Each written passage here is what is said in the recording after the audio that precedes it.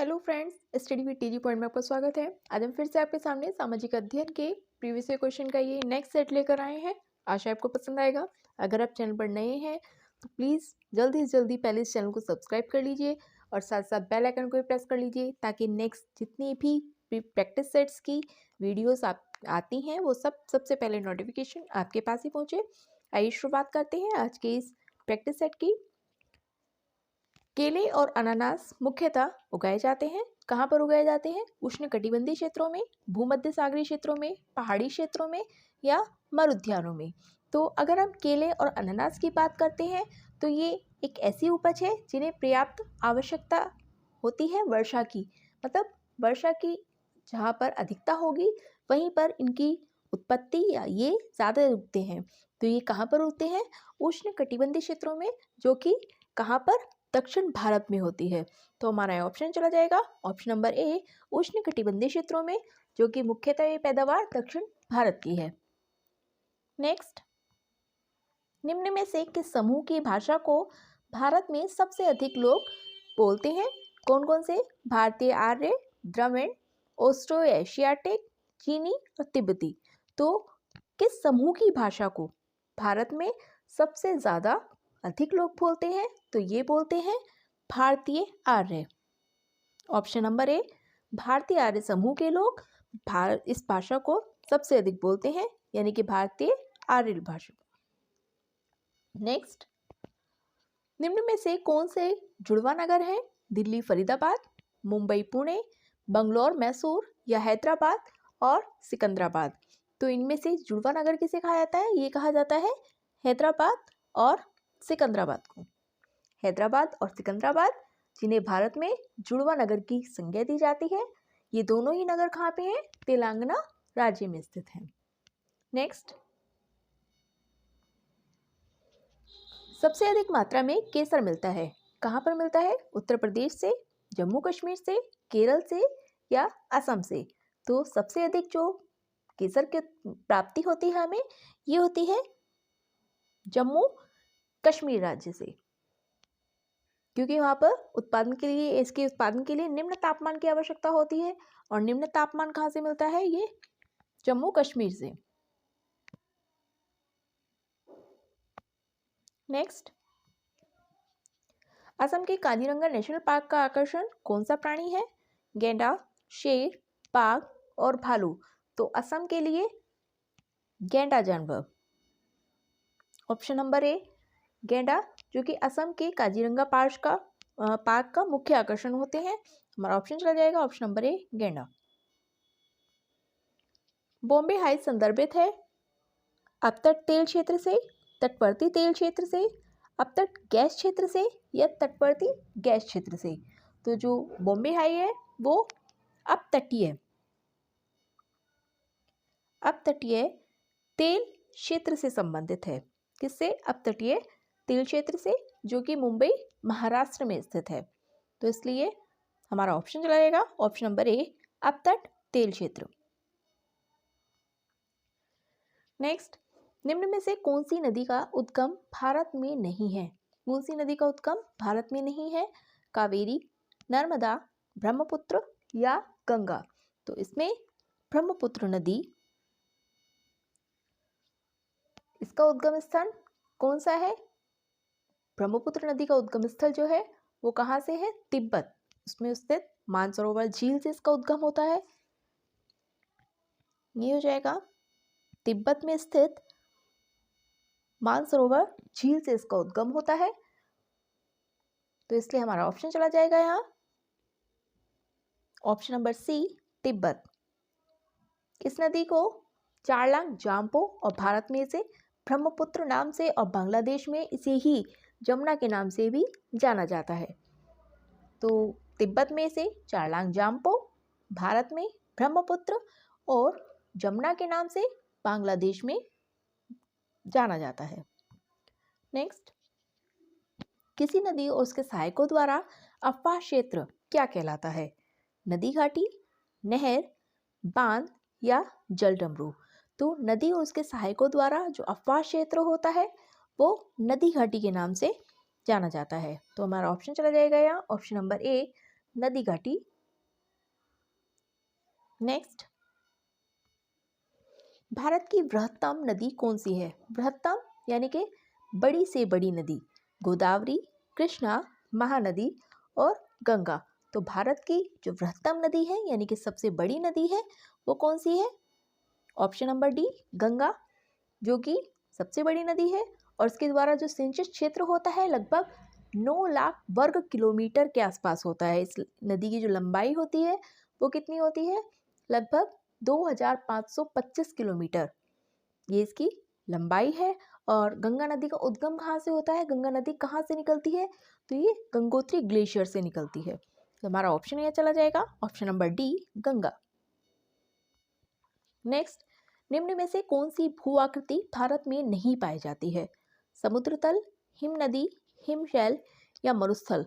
तो कौन सी भू आकृति ऐसी है जो कि भारत में नहीं पाई जाती है? तो ये हिमशैल। हिमशैल एक ऐसी भू आकृति है जो कि भारत में नहीं पाई जाती है। ये कहाँ पर पाई जाती है? ये ध्रुवों के समीप स्थित देशों में पाई जाती है। कहाँ पर? ध्रुवों के समीप स्थित देशों में। नेक्स्ट, भारतीय मुख्य भूभाग में कितने महासागर मिलते हैं? 0, 1, 2 या 3।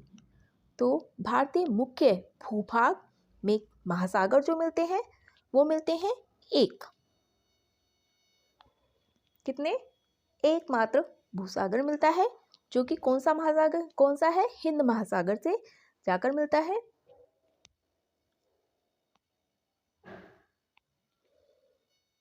नेक्स्ट, शांत घाटी किस राज्य में स्थित है? महाराष्ट्र, केरल, उत्तराखंड या कर्नाटक। तो शांत घाटी ये केरल राज्य में है। कहाँ? केरल राज्य में। नेक्स्ट, असम का प्राचीन नाम क्या है? पावा, कामरूप, पिपलीवन या रामग्राम। तो असम का जो प्राचीन नाम है ये है कामरूप, यानी कि असम को कामरूप के नाम से जाना जाता था। कामरूप जो का शासक था वो हर्षवर्धन, उसका मित्र दिवावर वर्मा था, यानी कि कामरूप के नाम पर ही असम का प्राचीन नाम था। नेक्स्ट, संसार में प्रचलित रोपण कृषि की सही विशेषता का चयन निम्नलिखित में से कीजिए। यह वाणिज्यिक प्रकार की कृषि है जो विस्तृत क्षेत्रों द्वारा की जाती है। इस प्रकार की कृषि में भूमि का गहन उपयोग करने के लिए कृषक अपने पूरे परिवार के साथ लगा रहता है। यह कृषि मध्य अक्षांशों के आंतरिक अर्धशुष्क प्रदेशों में की जाती है या इसमें प्रति एकड़ उपज कम होती है। तो इसमें हो जाएगा हमारा ऑप्शन नंबर ए, यह वाणिज्यिक प्रकार की कृषि है जो विस्तृत क्षेत्रों पर की जाती है। कौन सी कृषि? रोपण कृषि। नेक्स्ट, गढ़कटंगा के गोंड राज्य इस संबंध में निम्नलिखित कथनों में से कौन सा एक कथन सही है? यह राज्य केवल नगरों से बना हुआ था। यह कमजोर बुंदेलों और मराठों के खिलाफ शक्तिशाली बना। ये एक स्मृत राज्य था। इसने जंगली हाथियों को पकड़कर उनके दूसरे राज्यों से निर्यात करके धन कमाया था। यह 1565 में मुगल सेनाओं ने गढ़कटंगा पर हमला किया और उन्हें रानी दुर्गावती द्वारा हार का मुंह देखना पड़ा था। तो ये क्या था? गढ़कटंगा के गोंड राज्य से संबंधित क्या है इसमें? इसमें है कि ये एक समृद्ध राज्य था और इसने जंगली हाथियों को पकड़कर उनके दूसरे राज्यों में निर्यात करके धन कमाया था। हमारा ऑप्शन है चला जाएगा ऑप्शन नंबर सी, कि जब मुगलों ने गोंडों को हराया था तो उन्होंने बहुत कीमती सिक्के और हाथी बहुतायत में हथिया लिए थे। तो गढ़कटंगा के पतन के बावजूद भी गोंड राज्य कुछ समय तक चलता रहा, लेकिन फिर वे बहुत ज़्यादा कमज़ोर हो गए और बाद में बहुत शक्तिशाली बुंदेलों और मराठाओं के खिलाफ वो संघर्ष नहीं कर पाए थे, उसमें असफल रहे थे। तो हमारा ऑप्शन है चला जाएगा option number C. Next, Ladakh में पाए जाने वाला यूरेनियम एक उदाहरण है भंडार संसाधन का, निक्षेप संसाधन का, वास्तविक संसाधन का या संभाव्य संसाधन का।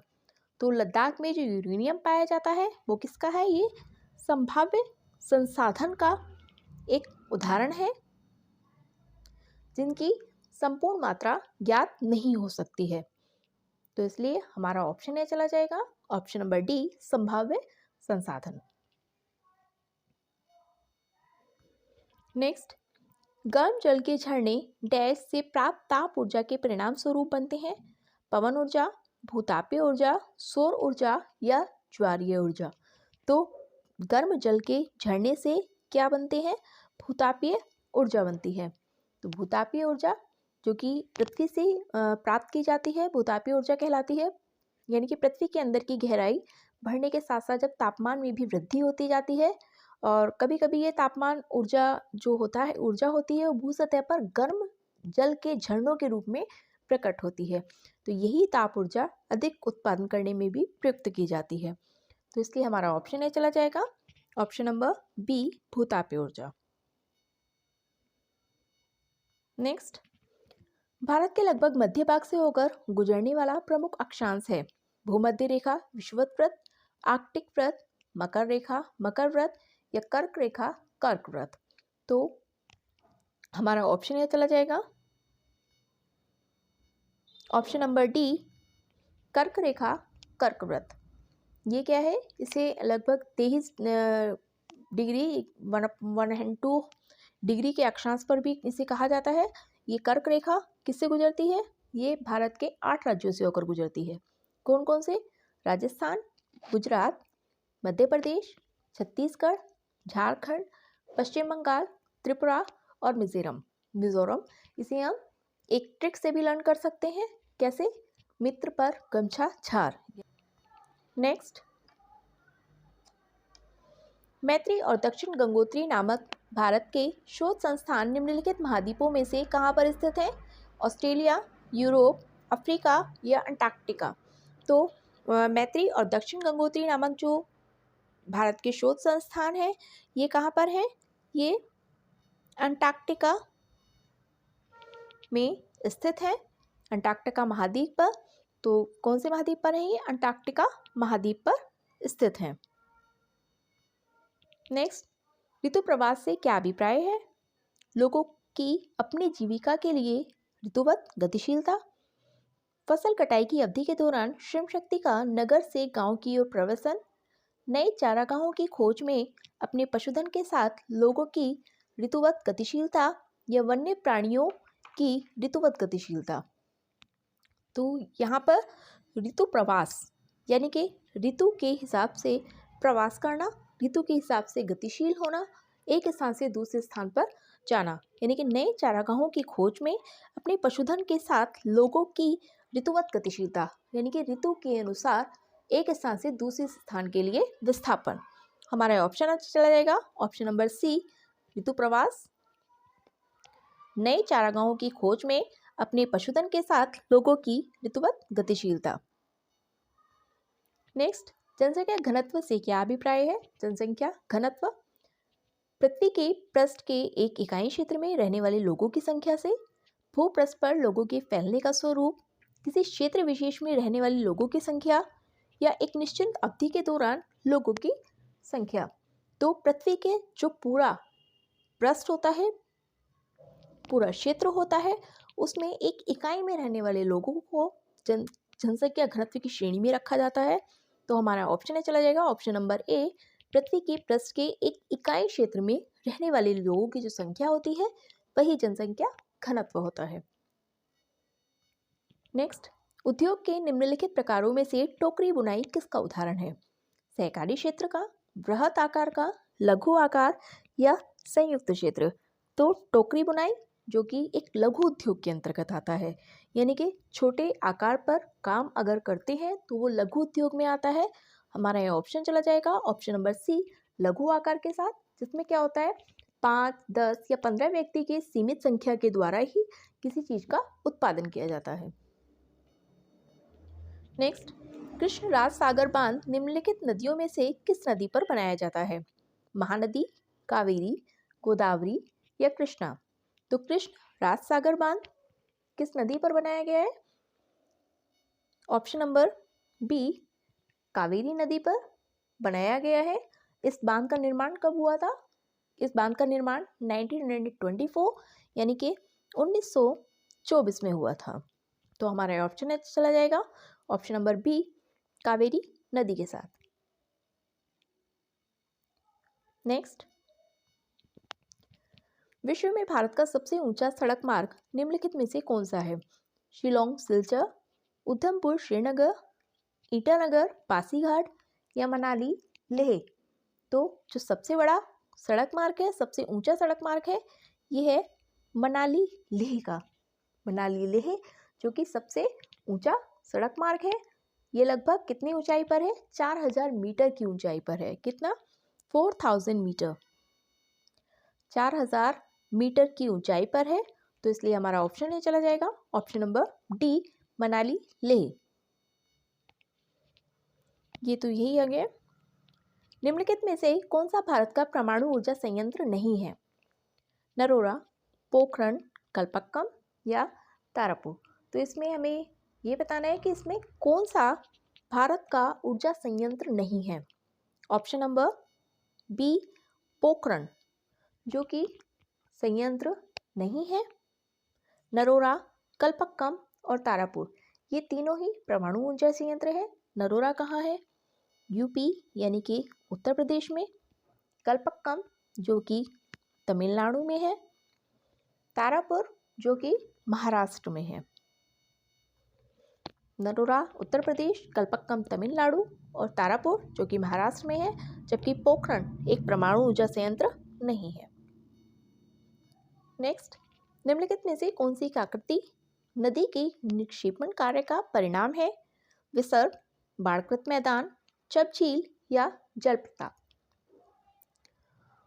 तो हमारा यहाँ ऑप्शन हो जाएगा ऑप्शन नंबर बी, जो बाढ़कृत मैदान होते हैं वो किसका? ये निक्षेपण कार्य का परिणाम नहीं है। नेक्स्ट, निम्नलिखित जनजातीय समूहों में से कौन सा मुख्यतः उत्तराखंड में संकेंद्रित है? यानी कि इन जनजातीय समूहों में से कौन सा उत्तराखंड में केंद्रित है, उत्तराखंड में स्थित है? कौन, भोटिया, मालाई रूलर या भील। तो कौन सी जाति ऐसी है जो उत्तराखंड में संकेंद्रित है? जो कि ऑप्शन नंबर बी, भोटिया जनजाति उत्तराखंड की मुख्य जनजातियों में से एक है। भोटिया, थारू और बुक्सा ये जनजातियां कहाँ पर है? उत्तराखंड में। जबकि गोंड और भील जाति जो है ये एमपी यानी कि मध्य प्रदेश की जनजाति हैं। तो गोंड और भील ये दोनों ही एमपी की हैं और भोटिया उत्तराखंड की है। नेक्स्ट, मनुष्य ने कुछ क्षेत्रों में लगभग 8000 वर्ष पहले गांवों में रहना आरंभ किया था। निम्नलिखित में से वे क्षेत्र कौन से थे? नर्मदा के आसपास के क्षेत्र, सुलेमान और किरथर पहाड़ियाँ, गंगा और यमुना दोआब, दक्कन और कोंकण। तो ऑप्शन नंबर बी यानी कि सुलेमान और किरथर पहाड़ियाँ जो है उनकी खोज पुरातत्वों द्वारा लगभग 8000 ईस्वी पूर्व मानव निवास की स्थिति के लिए की गई थी। वर्तमान में ये स्थल कहाँ पे है? ये पाकिस्तान और अफगानिस्तान में स्थित है। तो इसलिए हमारा ऑप्शन है चला जाएगा ऑप्शन नंबर बी, सुलेमान और किरथर पहाड़ियाँ। लक्षद्वीप द्वीप समूह में स्थित है। हिंद महासागर, अरब सागर, बंगाल की खाड़ी या दक्षिण चीन सागर। तो लक्षद्वीप द्वीप समूह में क्या स्थित है? अरब सागर जो कि लक्षद्वीप द्वीप समूह में स्थित है। इसमें द्वीपों की कुल संख्या कितनी है? द्वीपों की कुल संख्या जो कि 36 है और कुल 10 द्वीप ही जो ऐसे हैं जो मानव निवास के लिए उपयुक्त है, यानी कि मानव निवास करते हैं 10 द्वीप पर और बाकी के द्वीपों पर मानव निवास नहीं है। तो इसलिए हमारा ऑप्शन है चला जाएगा ऑप्शन नंबर बी, अरब सागर। कोलकाता बंदरगाह पर या में स्थित है कहाँ? गंगा सागर, बंगाल की खाड़ी, हुगली नदी या भगीरथी नदी। तो कोलकाता बंदरगाह जो कि हुगली नदी के तट पर स्थित है। हमारा ऑप्शन चला जाएगा ऑप्शन नंबर सी, हुगली नदी कोलकाता बंदरगाह यानी कि पश्चिम बंगाल में स्थित है और इस बंदरगाह का जो प्रमुख पोताश्रय है वो खिरीपुर है। ये थे हमारे आज तक के क्वेश्चंस। आशा आपको पसंद आए होंगे। अगर आप चैनल पर नए हैं तो प्लीज़ इस चैनल को ज़रूर सब्सक्राइब कीजिए और साथ साथ बेल आइकन को प्रेस कर लीजिए ताकि नेक्स्ट वीडियोस जितनी भी आती हैं उन सबकी नोटिफिकेशन टाइम आपके पास पहुंचती रहे। मिलते हैं हम नेक्स्ट वीडियो में। तब तक के लिए थैंक यू।